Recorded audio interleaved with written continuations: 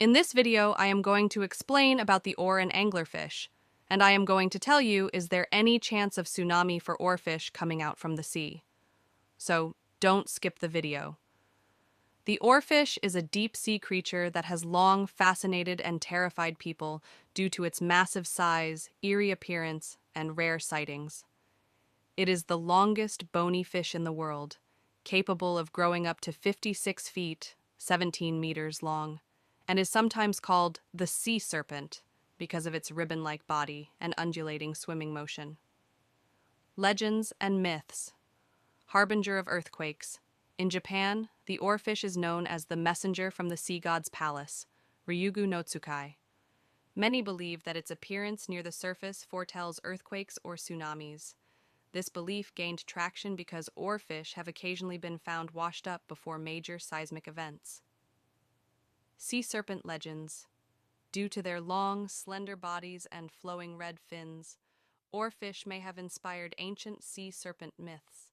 Sailors and fishermen who encountered them might have mistaken them for mythical creatures.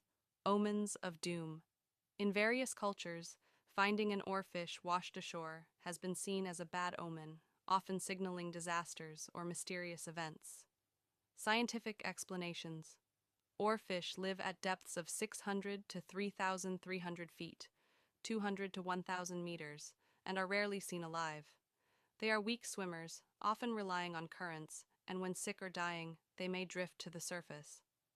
Some scientists theorize that changes in ocean currents, water temperature, or underwater seismic activity could affect their behavior, possibly explaining why they occasionally appear before earthquakes. Despite the myths, there is no scientific evidence proving that oarfish predict disasters. However, their elusive nature and strange appearances continue to fuel speculation and folklore worldwide. The anglerfish is one of the most bizarre and terrifying creatures of the deep sea, famous for its bioluminescent lure and monstrous appearance.